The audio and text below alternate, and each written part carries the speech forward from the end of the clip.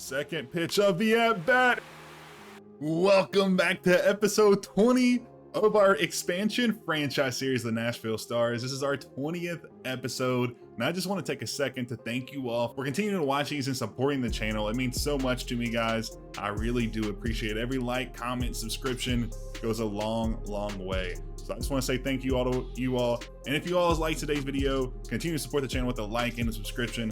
Even if you think you subscribe, just double check for me. I would really appreciate it. But with that out of the way, let's get straight into it. We are a couple weeks into the season. We are here on April 16th. And you can see on screen, this has just not been a good go of things. We typically have a slow start to most of the season anyways. So this was kind of to be expected. After a big win on opening day, we've kind of fallen off the tracks, losing all but one other game in March. And that led into a pretty bad April as well. Even though last week we did win 4 of the 7 games slated on the schedule, we are hopefully going to be on the turn and hopefully be able to make a good push into the rest of the month. But as we have progressed through this short time into the season, there's been a lot of big moments up to date. One of the big ones is a injury scare by McAllister. He went down for a couple days, but when that popped on screen, I almost lost it. But fortunately for us, he won't be down for but a few days. He's already back by this point in the season. But someone that didn't get as lucky as McAllister was Garrett Jr. He will be down for 2 months with an injury. We just picked him up in free agency, so it is unfortunate that he just went down. And to counteract this, we did add Jacob Berry to the roster. We could have added Johnny Dale, but we actually demoted Johnny Dale to AA because he had a miserable start to his AAA tenure. We moved him down one more rung just to get some easy ABs before we bounce him back to AAA. And speaking of a rough start, Ray McAllister also has a sub 200 start in his first 60 at-bats or so, but he does have that injury and he was hamstrung for a little bit, so that put him behind a little bit. So hopefully he can work back and get off to a better footing going into the later parts of the season. But also along the way, we had some big moments in game as well. Johnny DeLuca came through in a massive fashion with an amazing sacrifice bunt walk-off to take down the Dodgers to avoid the sweep in the series. It was absolutely electric in the moment. I was in my room screaming, man. It was super awesome.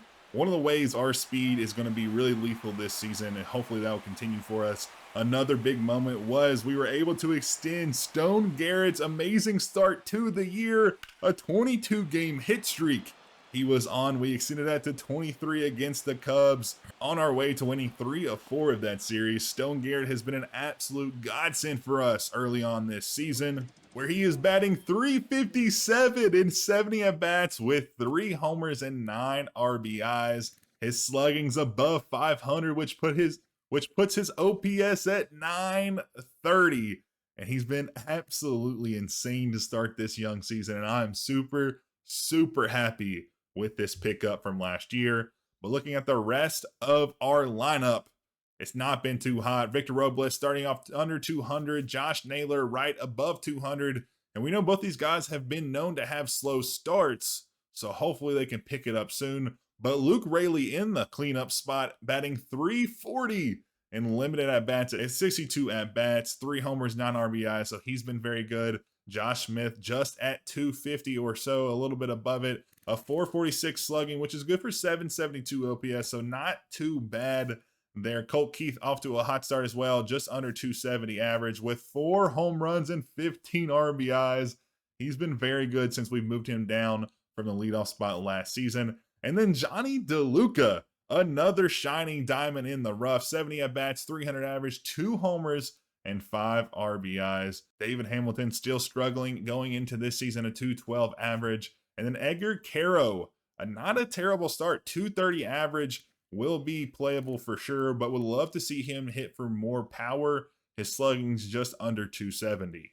And then the last player we'll highlight is our last offseason addition in Joey Bart. He's batting just under .300 against lefties, and he's been very successful. His slugging's just above .400 for a .763 OPS. He doesn't have a home run yet, so that's a little bit of a concern, but hopefully he can drive those power numbers up later into the year.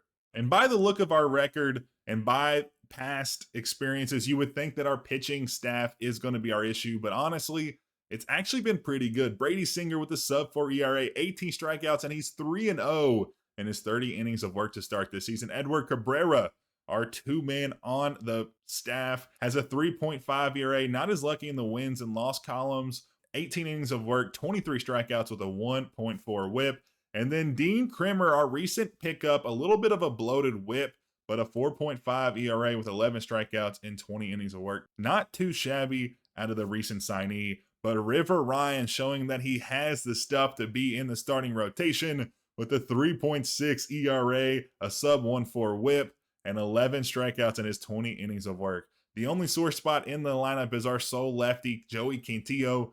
He has a almost 10 ERA and 16 innings of work, and he's allowing 2 hits or walks per inning, which just isn't good. We may have to reevaluate him in the starting lineup. He's starting to regress a little bit around the edges, so hopefully he can bring it back going into the second half of April. But moving on to the bullpen, which is going to be our sore spot. Reed Detmers with a 6.23, but Micah Bell, who we've moved up, which was a little bit of a surprising move, I do agree, but he's had a very good start in the long relief role, a sub 1.2 whip, a 1.42 ERA, and 10 strikeouts and 12.2 innings of relief work, which is very, very good. Aaron Ashby and Josh Stalmont and Jonathan Loaizaga, all 3 of our middle relievers getting absolutely torn up to start this season, so that's not very good. Gregory Soto, our recent signee as a setup man, our lefty setup man, hasn't had that bad of a start. 6 innings of work, so his ERA is going to be a little bloated. He's allowed 2 earned runs, but his whip is below 1, so he's only allowed 1 hit or walk per inning, so that's very, very impressive in that relief role. Gregory Santos, our other Gregory in the setup role, also doesn't have a bad start to the season, so I'm very impressed there. And then Pete Fairbanks, who we brought in last year, is starting to regress a little bit, so hopefully he can stave off that for the rest of the season. But he has 3 saves in 8 games, has 1 blown save and 1 hold, and has allowed 4 runs in those 9 innings of work. But he does have 13 strikeouts and a whip right around 1.4. So hopefully he can keep it down and keep holding down the fort there at the back half of our bullpen. But after that big win against the Cubs, we are going to go straight into the Yankees game where we have Dean Kremer on the bump. He's had a little bit of a rough start to start the season. Not the worst start that we've seen from a recent signee for our pitching staff, but he's not been off to the hot start that I thought he would be coming off an all-star year last year. So we're going to jump in, give him a little bit of work, and just try to bring our team back after having a couple skidding games coming into this one. So let's go ahead and jump in and take on the Bronx Bombers. But as we get into this one, we'll get a little bit of a highlight of Stone Garrett's season so far. It's been an exceptional year, one of the best free agent signings that we've had so far in this franchise. He's had 63 at-bats, hitting .350 to start this season, and has a .940 OPS, and he's been one of the best players in the lineup, and he has really been a godsend from the free agents we got last year during the regular season, and he will probably get signed back this year at some point, maybe as a quadruple A type of player that'll stick around, and we'll pull him up when we need to. But to get things started, Dean Kremer will get the first out of the game on a fly to Johnny DeLuca, who's been a big pivotal player out there in center field for us. As we get a look at the starting lineup for the New York Yankees, one of the biggest standouts always is Aaron Judge, as he is always going to be a scary batter to face, especially in our ballpark where there is a short porch out to left field. If he gets someone early, he'll be able to take it for a ride, as Kremer isn't able to get that spinning glove there to get the out, but he bounces back with the big strikeout on the high heat on Aaron Judge, as we were just speaking about how difficult it would be to get him out.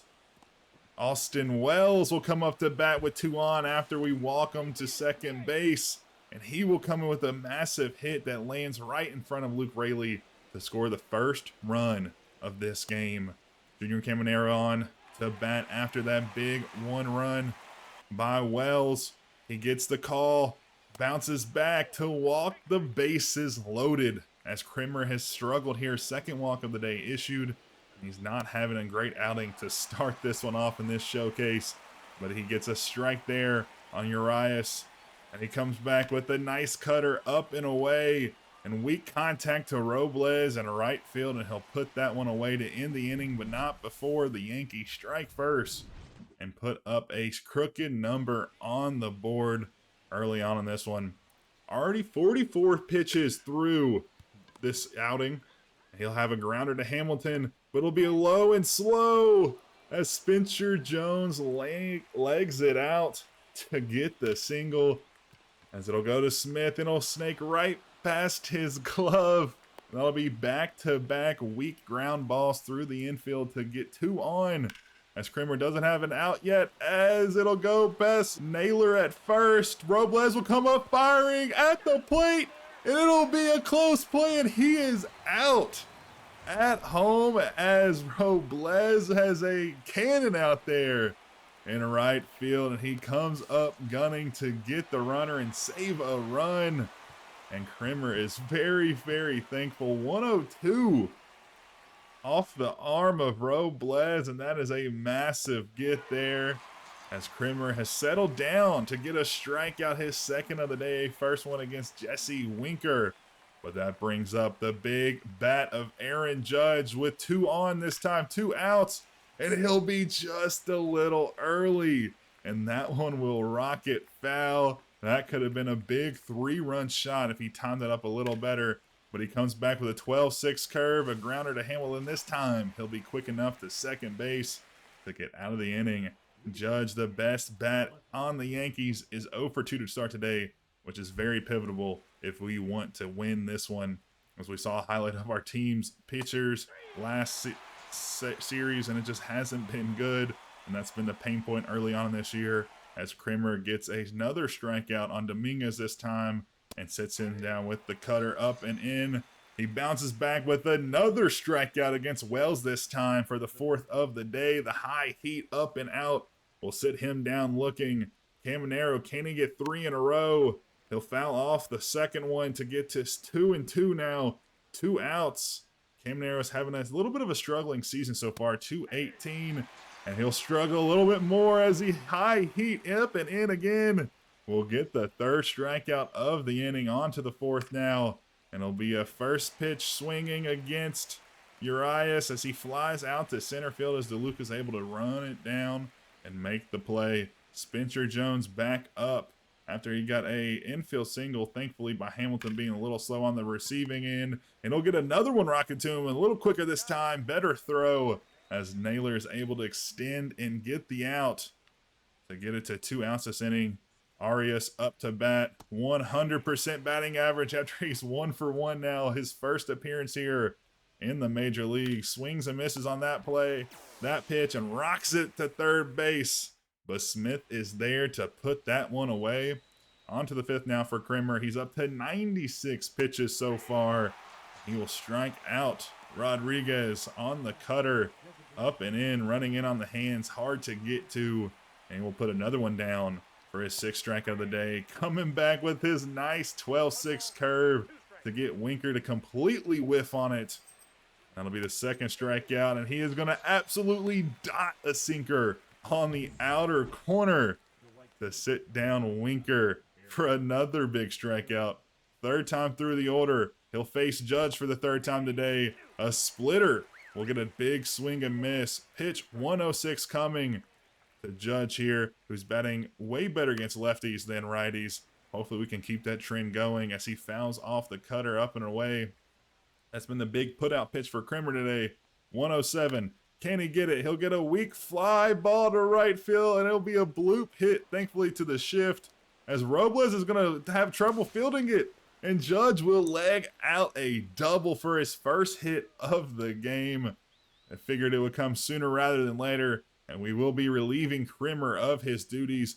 Honestly, settled down well, 3rd inning on. His first 2 innings weren't the greatest. Would have loved to seen a little bit better of a performance, but sometimes you get blown up. He only allowed 1 run, so he was able to keep the runs to a minimum, hopefully give us a good position to come away with the win. As we put on Detmers to get the strikeout to get out of the inning, and he will keep this one a 1-run game against the Bronx Bombers. But we're flashing ahead to the 9th inning, 6-0 ball game, 3 outs left. as Naylor will swing through the 98-mile-per-hour fastball inside. Great timing, just couldn't get the barrel to it, couldn't keep his hands inside enough to stay through it. Rayleigh up this time. A full count now after he watches that one go outside. The circle change misses by a couple inches. Rayleigh's been a very, very good player, batting .340 this season. And he'll get on top of one to first base, and we are now down to the final out of the game. It's a 6-0 game. Probably not going to start something, but a rally wouldn't be a terrible thing to see come through. But Smith will also bounce out to first base as the pitcher covers this time to put it away, and the Yankees will take a big win on the road back to New York. And looking at the stats, Kremer 4 2/3, 7 strikeouts today, 2 walks, and only 1 earned. Judge goes 2 for 5 with the homer, so not bad at all. But moving on, we'll jump into a situation here. Eggy Rosario coming in with a chance against the Braves. 2 for 4 today for the righty, who has a better splits against lefties. He'll foul the first one off for an 0-1 count. 0-2 now. Top of the 11th. He'll rocket one to second base, but Biggio will have no problem fielding it. And that'll be out of the top of the 11th. On to the bottom half now. We'll see Aaron Ashby. 2 outs, 2 on. Facing Drake Baldwin at the plate. Gets the first one for a strike. And he gets a nice swing and miss on the 12-6 curve below the knees. And we will stay with another opportunity in the 12th inning to see if we can crawl our way back and steal a win here on the road. But they will be bringing in their big closer, Helsley, to face the 12th inning batters as Jacob Berry, who was brought up recently to fill in for some injuries, will strike out on the high heat. Edgar Caro this time, batting .200, not a great start to the year. And it'll get a little bit worse as he flies out to the infield for the second out of the inning. One more out to work with here. Johnny DeLuca batting .273. Not a bad start to the year, but he swings straight through the 12-6 curve. Just way too early. A great change of speed there by Helsley. DeLuca also 0 for 4 today, so it's not helping his case if he doesn't get a hit here. Slider up and in. That'll be ball number 3, full count, 2 outs, runner on second, and scoring position. Can DeLuca put one through the infield into the outfield grass? Something he won't be able to. The triple-digit heater will sit him down. Aaron Ashby back up.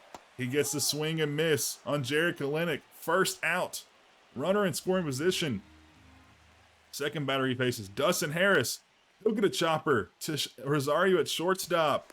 He'll get the second out. One more out to give us another opportunity in the 13th. He'll be facing Kevin Biggio. 0 for 4 today. He'll get a nice 12-6 curve in on the knees for strike number 1. Second pitch of the at-bat, and that'll be a big bomb to right field. And that is the ball game as the Biggio younger brother will go deep here at Atlanta, and they will steal a win at home against the Stars. Ashby didn't do too bad. He got 5 outs, wasn't able to get the 6th, and we will lose this one on the road.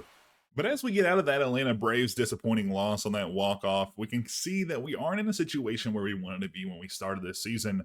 We thought we were going to have a really good chance to push towards a playoff spot, and the first 40-ish games or so just really hasn't shown that and hasn't resulted in some big wins. And as we look around the roster and specifically the lineup right now, you can kind of see there's been some players who have been below what we would expect. Victor Robles and Josh Naylor, both of our big names that we've signed from free agency, just haven't been performing to where they have in past seasons. But players like Stone Garrett and Luke Rayleigh have. They've been performing above expectations, a lot above expectations. And that really worries me since we're not even anywhere in the conversation for a playoff spot. And some of our best guys are underperforming by slightly worse than what they've been the last few years. And some of the guys that we didn't think would be any close to where they are right now are performing right now. So we're kind of a little bit head over heels, and we kind of need to figure out as we're going through the rest of the season how to correct that. And one of the ways you can correct that is by trading for a player. We took a look at the trade block. You can see Brian Reynolds, one of the top trade pieces right now from one of the top teams in the game. The Pirates have done a really good job of constructing a really good team, and they're putting Reynolds on the trade block for whatever reason. You can see he's regressing a ton, but he's still a very, very good player. Stats are still very good for an aging veteran, but he seems to be performing well. So that's an entering trade you could possibly look at. We probably don't want to do that since he is regressing a ton, and we would hate to see him be on a long-term contract, losing value day by day. But as we scroll down this list of trade block players, you can really see there's not a lot to options for us that we need to fill. We need a big bat that can kind of turn us around. Our pitching isn't the worst thing in the world. They're doing pretty okay, and they're very serviceable for what we need, and they're giving us a good chance to win. It's just the hitting category that we're really suffering in, and there's not a ton of trade pieces that are being offered up right now. So that is pretty unfortunate, and it may be something where we have to go digging to find a player we want to trade for down the line. But as we're wrapping this video up, we're going to take a look at our top prospects and kind of game plan for our next episode. You can see the top 20 prospects by our organization, highlighted by Johnny Dale at the top. He's had a pretty abysmal year to start off this season, a $150 or so average with an OPS just under 460 or just around 460, and he's been abysmal. We moved him down from the AAA ranks to the AA ranks recently, and he still hasn't performed. So he's a big sore spot in our top prospects. We thought he was going to come in, and he thought potential to make the major league roster on opening day. We didn't put him there, which probably at this point is a good thing, but hopefully he can get it turned around here in the next couple weeks. And we're going to be highlighting him next episode. We're going to try to get him a, spur of the moment kickstart and kind of get him going. And then the second guy we're going to cover next episode is going to be Ray McAllister. A similar situation, a guy who had a really good season last year, above a 300 average before getting hurt, has moved up a rank from AA to AAA and hasn't been performing. He has a decent OPS, but his average is really, really low. So if we can drive that average up, it'll drive that OPS up, and he'll be a good solid piece that we might be able to bring up in September call-ups. And as we were seeing in the last few weeks, we also saw a little bit of injury spurs pop up.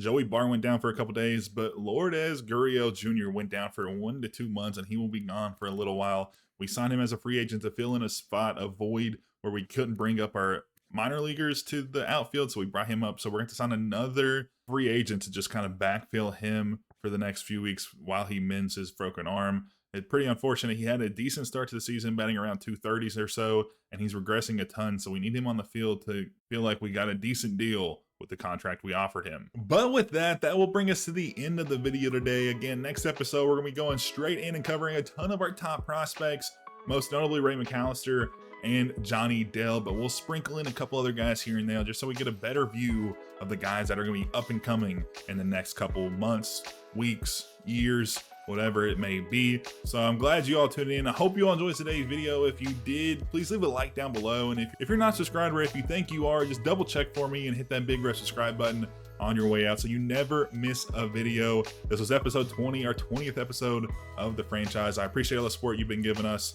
And I'll see you all in our next episode, episode 21. Until then, y'all have a good one, and I'll catch you in the next one. And a huge shout out to Chris, our very first premium channel member. Thanks for all your support, man. It's really appreciated.